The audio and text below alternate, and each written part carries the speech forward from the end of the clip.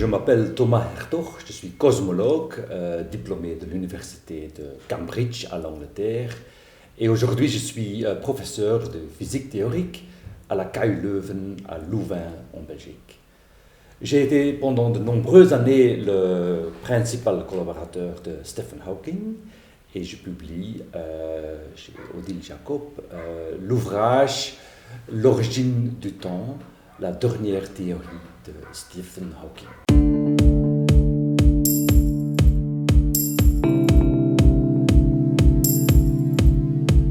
J'ai rencontré Stephen il y a 25 ans, en 98 en fait.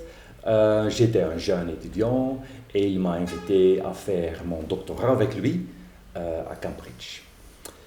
Et on a eu un clic, disons, on a continué à travailler ensemble pendant 20 ans jusqu'à sa mort en fait, le 14 mars en 2018. Bien évidemment, au début, il pouvait assez facilement communiquer en utilisant sa voix d'ordi, en utilisant une souris avec laquelle il cherchait des mots dans un dictionnaire électronique. Mais à la fin, la communication est devenue très difficile. Néanmoins, je pense que pendant les années qu'on a travaillé ensemble, on a trouvé quelque part une sorte de communication non verbale.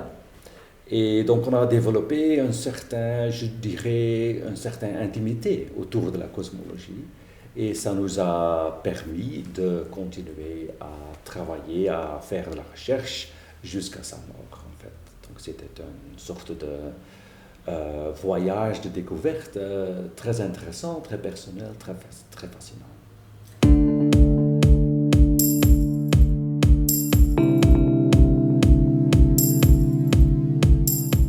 La question principale qu'on a recherchée, c'était à voir avec le dessin mystérieux de l'univers.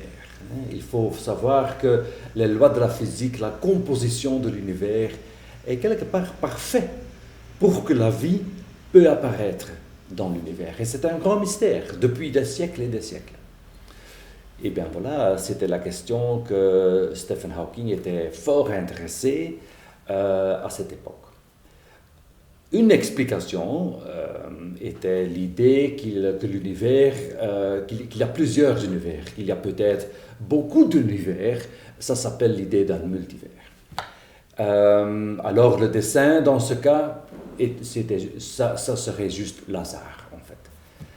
Mais j'avais bien compris que Hawking n'était pas d'accord avec cette idée d'un multivers, et donc il cherchait une meilleure explication, une meilleure théorie scientifique qui pourrait expliquer, qui pourrait être testable, vérifiable autour de cette question. Et donc on a étudié le Big Bang, l'origine du monde, l'origine du temps, pour mieux comprendre c'est quoi en fait qui fait que notre univers est habitable, est quelque part biophile.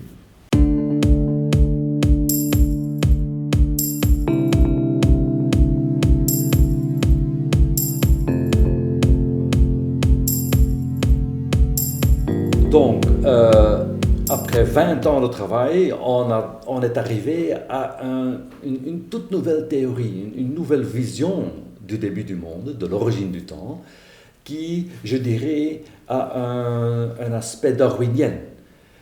Ce qu'on a trouvé, ce qu'on a découvert dans le Big Bang quelque part, c'est une nouvelle couche d'évolution, une phase primordiale de l'univers dans laquelle même les lois de l'univers, les lois de la physique coévoluent avec l'univers qui prend forme.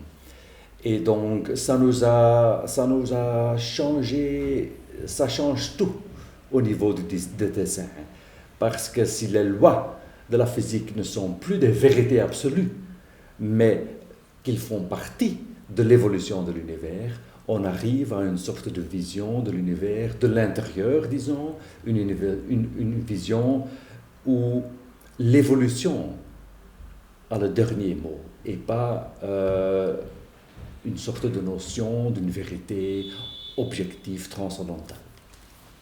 Ça, c'est le cœur euh, de la théorie que vous trouvez dans ce livre.